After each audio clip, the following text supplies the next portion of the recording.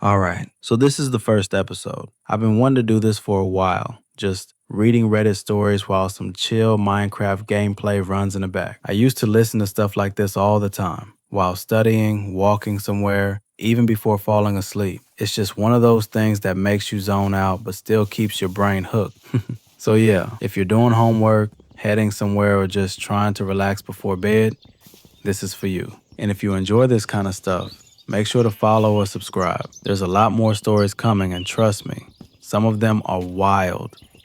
All right, let's get into the first one. It's called, I Think My Ex Was Way Too Close With His Sister. Hi, Reddit.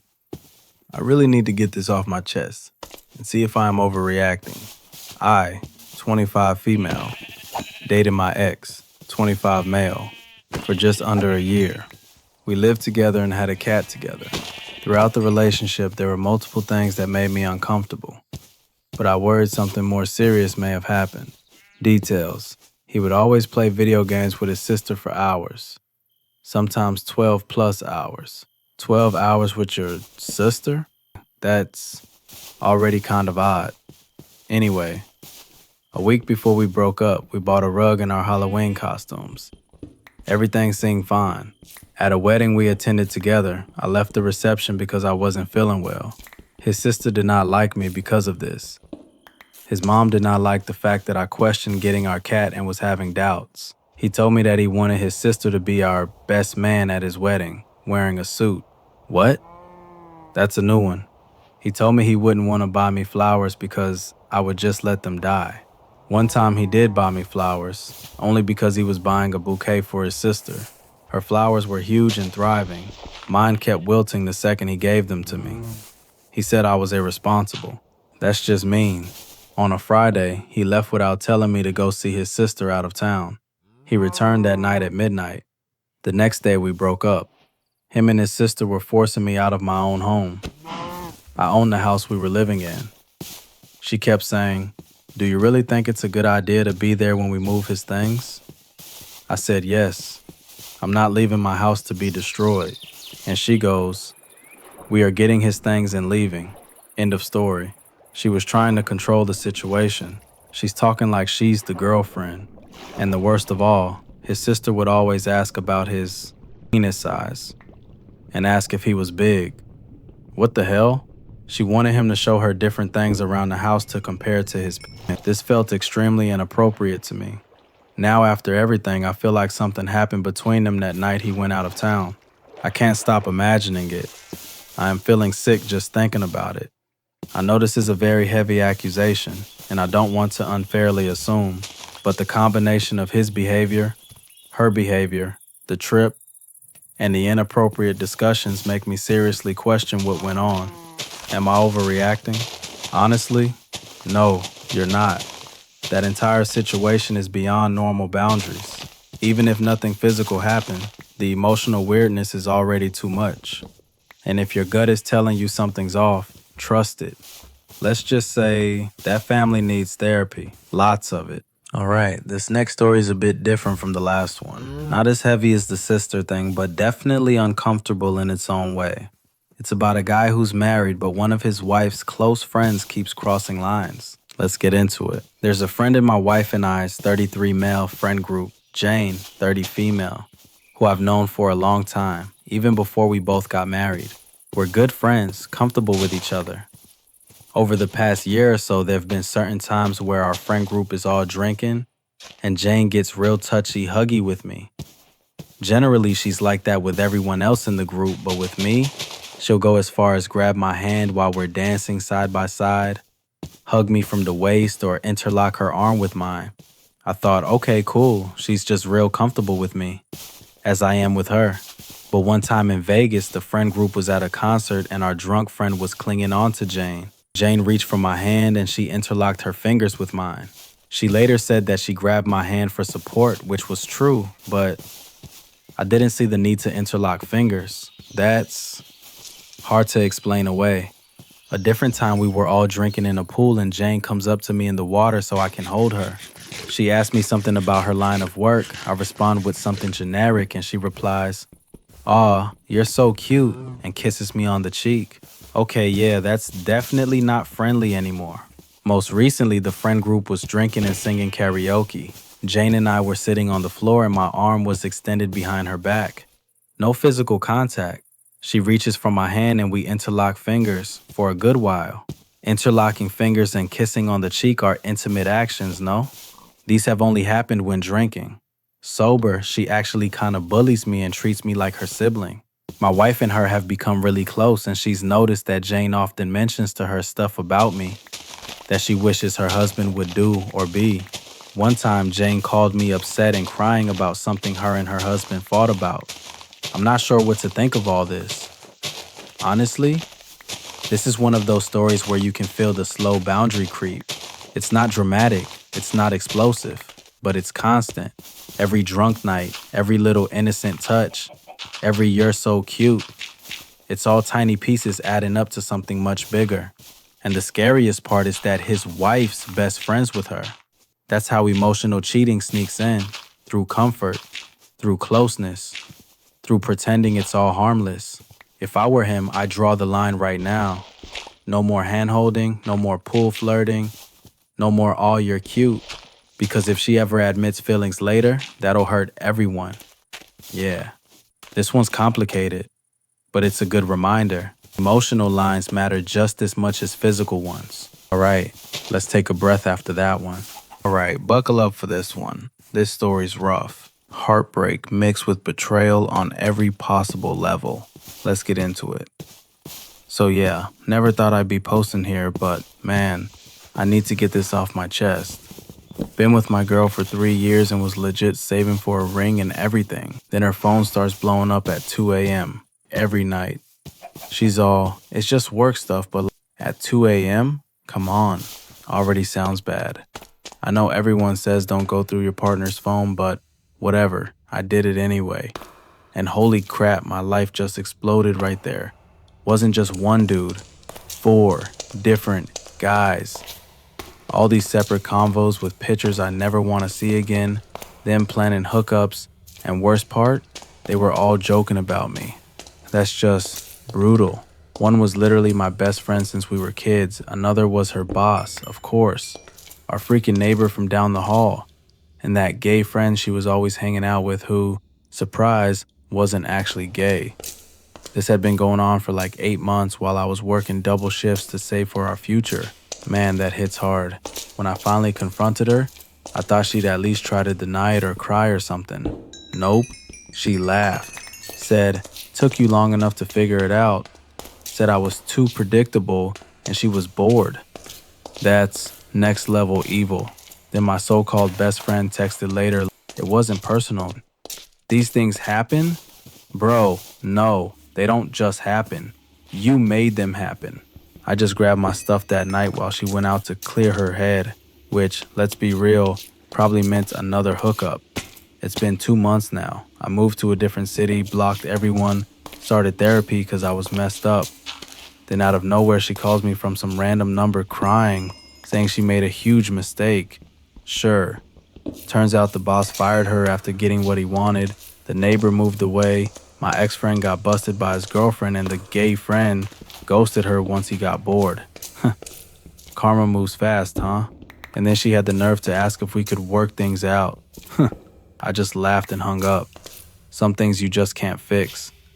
And finding out your girlfriend's been living a whole secret life with 4 other dudes, that's one of them. Damn. Imagine saving up for a ring, planning a future, giving your time, your money, your energy, and realizing she wasn't just cheating, she was mocking you while doing it. That's the kind of betrayal that changes how you trust people forever. But honestly, this guy handled it better than most would. He didn't go for revenge, didn't blow up her life, he just walked away. That's strength. Real strength is walking away from the fire instead of throwing gasoline on it. And it's kind of poetic how everything came full circle. All the people she cheated with, gone. She lost everything she thought was fun or exciting. Meanwhile, he's in therapy, healing, moving on, actually rebuilding. That's growth. That's peace. If you've ever been cheated on, you know that feeling, like your whole chest just collapses. But this story, it's a good reminder that pain passes, and karma doesn't need your help. It always comes back around. Those stories where someone just completely loses patience. And for once, you can't even blame them. This is one of those. It's from Am I the Asshole, and the title already hits. Am I the asshole for calling my friend's husband a useless piece of shit? Let's get into it. My best friend and her husband have 4 kids, 8, 6, 4, and 3. Her husband's a great dad, but only when someone else is there to help. When he's alone with all 4 kids, he gets overwhelmed and freezes. A few weeks ago, my friend was sick, so I brought over dinner. We thought it was just a bad cold. While we were eating, she went to the bathroom, and her 3-year-old followed her. The kid came running out saying her mom was throwing up. All the kids ran to the bathroom, followed by me and her husband. I helped her clean up while he went to get nausea medicine and a thermometer. When he came back, I asked him to get the kids out of the bathroom so she could have some space. When I came back, the kids were all in there again. Then it got worse. Her temperature was nearly 104. I went to get Tylenol and water, came back, and she starts vomiting again, then passes out. Her husband just stood there. I'm trying to get her in a recovery position, call 911, keep the kids away, and he's just asking if I can call the nanny, if I can go to the hospital with her, if I started the dishwasher. Dude, read the room. When she woke up, he still kept asking her how to do bedtime. Did you wash the pajamas? Can I put on a movie? And I finally snapped. Told him to figure it out himself and called him a useless piece of shit. It's been a month and he's still pissy about it. My friend says he'll get over it. My boyfriend says I was too harsh. So, am I the asshole? Look, maybe the words were harsh, but honestly, the actions weren't. When someone's wife is literally unconscious and they're worried about a sound machine setting, that's not trying your best. That's being helpless when it matters most. The thing is, in moments like that, you don't need perfection. You need presence. You need to move. And this guy just froze. Sometimes it takes getting called out, even brutally. To realize that I'm not used to this isn't an excuse when your partner's health's on the line. So no, she wasn't the asshole. She was the only one in that room who actually acted like an adult. Alright, that was intense, but kind of satisfying too. Alright, in this episode we've got a lot of relationship stories. People finding out who they're really with, some heartbreak. This one's about a guy who finds out the truth the hard way. This happened a few months ago, but it's still kind of stuck in my head. I've read a few stories on Reddit, just never thought it would happen to me though. I, 28 male, was dating this girl for almost 2 years. We had our ups and downs like every couple, but I honestly thought things were fine. We were talking about moving in together, planning trips, all that serious stuff. Then, out of nowhere, she started acting distant. Fewer texts, short replies, random excuses to not meet. I kept asking if everything was okay, and she'd say she was just busy or tired. I believed her, or at least I wanted to. One Friday night, she told me she was going out with her college friends for dinner. I said cool and stayed home, but something just didn't feel right. She didn't sound excited the way she usually did when going out with her friends. Anyway, I decided to go out myself, grab coffee, clear my head. There's this new rooftop cafe in the city and I figured why not check it out. I walked up the stairs, looked around for a table, and then I froze. Right there, sitting at a corner table by the railing was my girlfriend, holding hands with some guy I'd never seen before. They weren't just friends, you could tell. The way she was laughing, the way he touched her hand, how she leaned into him. It wasn't innocent. I just stood there for a few seconds, my heart pounding so hard I could feel it in my ears. I didn't go up to her, didn't shout, didn't cause a scene. I just pulled on the hood of my jacket, took my coffee, turned around, and walked out. On the way home, I didn't cry. I didn't even feel angry. It was like my brain just shut off. When I got home, I opened my phone, scrolled through our old messages, and started deleting everything. Photos, chats, call logs, gone. Then I blocked her on everything. Instagram, WhatsApp, her number, even removed her from all streaming services. No explanation, no goodbye text, just silence. The next morning, she texted me from another number. Hey, did you block me? What's wrong? I didn't reply. A few hours later, she sent another message. Why are you acting weird? I didn't do anything. She tried to call a few times that week, then eventually stopped. I never unblocked her, never spoke to her again. And you know what? That silence was my closure. I didn't need to yell or demand answers. I saw everything I needed to. I knew the silence would hurt her more than anything I could say, because she'd realized she wasn't worth even a confrontation. It's been a few months now. I've been hitting the gym, focusing on work, hanging out with people who actually give a damn about me. Some nights I still think about that moment, walking up those stairs, seeing her laugh like I never existed. But then I remember how peaceful my life has been since I removed her from it. You know what's crazy about this one? It's not just the cheating, it's how real his reaction was. He didn't explode, didn't beg for an explanation, he just shut the door. And that's something most people can't do. That kind of silence hits harder than any argument ever could, because it's not anger, it's acceptance. What really gets me is how he handled the aftermath.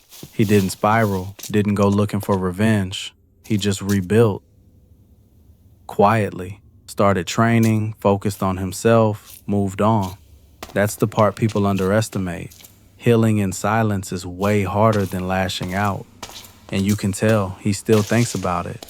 That image of her laughing, like he never existed, that stays with you for a long time. But even with that, he's at peace now. It's painful, but it's also kind of powerful. Sometimes you don't need closure from them. You just need to choose peace for yourself. And he did exactly that. All right. After all the drama and heartbreak from the last few stories, this one's actually a bit lighter, and honestly, kind of funny.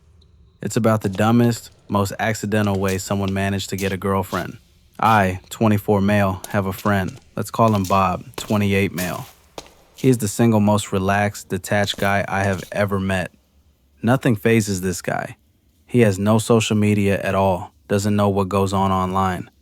He's a smart dude, reads a lot of books about economics and politics and all that, but doesn't touch Instagram, TikTok, none of it. He's in my wrestling team and does judo with one of my brothers. He's about my height, 6'5"-ish, and we work out together. So yeah, he's tall, in shape, and he's never had a girlfriend. He just doesn't care, can't be bothered by the modern dating scene. Talking stages, hookups, all that mind game stuff. He literally eats, trains, sleeps, repeats, and girls do like him, but he just doesn't care. His attitude is like that of a skater pothead 24/7, always smiling, never stressed about anything. I'm his only friend, by the way. Last month I was at a party, and Bob never goes to parties. The only reason he came was because there was free pizza. Everyone at this party is trying to show off. Nice cars, fancy outfits, and Bob shows up on a bicycle from 15 years ago, wearing jeans, a plain white t-shirt, and a jacket. He walks in, eats an entire XL BBQ pizza by himself, and then just passes out on the couch. A girl, 19 female, comes over and sits on the same couch. And since he's like 6'5", he takes up the whole damn thing. She just puts his head on her lap. This goes on for 3 hours. He literally drools on her. Yes, drools. He wakes up, looks down, realizes there's drool, takes out a tissue from his pocket and cleans it up, still half asleep. Then he looks up, realizes it's a girl, smiles, says sorry, and they just start laughing and talking the whole night. Meanwhile, by my count, 6 other guys tried talking to that girl at the party and all failed. She's legitimately super beautiful, and this dude, Bob, succeeds by drooling on her. He's been dating her for a month now, and she's officially his girlfriend. First relationship for both of them. She just turned 20, and I got invited to her birthday. And now Bob's catching hate for dating someone 8 years younger. Girls genuinely hate him for it. And at the same time, some of them like him for it. Dude didn't flirt, didn't try, didn't care. Just showed up for free pizza, passed out, drooled on someone, and somehow walked out with the girlfriend.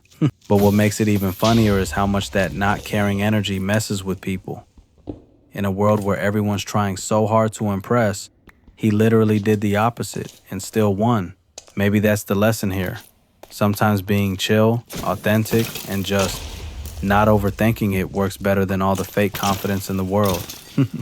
Still though, drooling on your soulmate might be the boldest move I've ever heard. All right, let's move on. Next story's coming up. This next one is honestly ridiculous, but in the best way. It's about a guy who might have accidentally written the longest lasting dick joke in Wikipedia history. A little over 20 years ago, I inserted a dick joke into Wikipedia. It's still there, and it might be the longest lasting vandalism of Wikipedia ever. I was an early adopter of Wikipedia, started picking it up not long after it launched in 2001. And while I was a bored and mildly sexually deprived university student a few years later, I decided on a whim to hide a convincing but totally nonsense paragraph-long dick joke on a page loosely related to my thesis. I doubt I even spent 5 minutes thinking about it. Back then, Wikipedia didn't have the kind of anti-vandalism software it does today. Now it would be deleted right away, but at the time, it didn't. It just got a simple little asterisk, citation needed asterisk. However, and here's where it gets funny, later the dick joke was picked up completely sincerely by some crappy newspapers in the country the article was about. And then, someone added those articles as citations for the original joke. So now, it had loads of citations. A few years later, I noticed and struck with guilt. I tried to delete the dick joke. Nope, I was flagged by Wikipedia's anti-vandalism software because it was now a well-cited section, and the joke was automatically restored seconds later. So now it's stuck there. It's been there for more than 20 years. According to Wikipedia records, the longest discovered piece of vandalism only lasted about 18 years. So it's possible my dick joke is the longest single piece of vandalism in Wikipedia history. And I can't prove it to anyone, because if I did, it'd get deleted. And now, I don't have the heart. This might be the most harmless act of chaos I've ever heard. Like, imagine being responsible for a 2-decade-old academic-level dick joke that's been cited by journalists. This one's different. Not angry, not dramatic, just peaceful. It's about love that never really left, even after 30 years of silence. This one hits in a quiet way. After carrying the weight of what was unsaid for decades, I finally wrote a letter to someone I once loved deeply, but have never gotten over. The letter wasn't me trying to reconnect or stir up anything inappropriate. I just wanted peace. I had a dream about her 6 or 7 weeks ago, and the depression that followed put me in a really dark place emotionally. I think the letter I sent to her was a last-ditch lifeline for my sanity. The last time we spoke was in 1992. She's now been married for over 30 years with 2 adult children. I just needed to say the things I never got to say, to honor what we had, and to let it go with care. I expressed profound grief for a timeline that never had a chance to develop fully. And to my surprise, she wrote back. I was honestly dumbfounded. Her reply wasn't cold, dismissive, or uncomfortable. It was warm and beautifully sincere. She acknowledged the bond we once shared without crossing any lines. She didn't rewrite the past or make promises she couldn't keep. She met me in that space of shared memory, with kindness and understanding, quietly recognizing what once mattered and allowing it to be laid to rest. In my letter to her, I said I wished I could undo the choices that separated us, to have faith in what we had. She replied that regrets can be hard to let go of, but that I needed to forgive my younger self, because back then, I had no idea how things would have turned out. I'll never forget what she and I were, and thanks to her response, I no longer have to carry it. We parted again, but this time, with dignity and understanding. Sometimes the lost love doesn't return, but a second chance for closure does. There's something really beautiful about this one. It's not about rekindling old love. It's about setting it free. Most people spend their lives chasing closure like it's something someone else has to give them. But sometimes, it's just about being brave enough to say the words you've been holding for years. What makes this story special is that she didn't run. She didn't ignore him. She met him right there, with grace. No drama, no what-ifs, just peace. That kind of closure isn't loud. It's quiet. It's gentle. And it's rare. After 30 years, he didn't get her back, but he got himself back. And sometimes that's the kind of love story that matters most. This last one's rough. It's not just about cheating. It's about someone realizing they've been holding on to something that died a long time ago. This one's heavy. I, 36 male, have been with my wife, 35 female, for 17 years. We have 3 kids together. I've always believed in monogamy and being faithful. Over the years, I had plenty of chances to cheat but never did, because I was happy with her. Unfortunately, I can't say the same about her. This isn't the first time she's been unfaithful. Years ago, she had an on and off affair with a married coworker that lasted a few years. Later, she had a fling with her ex while visiting family out of state. Both times I separated from her, but eventually forgave her because I didn't want my kids to grow up in a broken home like I did. I told myself we were young, people make mistakes, and we could rebuild. For a while, it seemed like we did. The past 4 years were calm and I thought we were in a better place. I tried my best to move on and trust her again. But 2 months ago, it all came crashing down. I got a message from my best friend's wife, with screenshots proving my wife was having an affair with him. They weren't just flirting.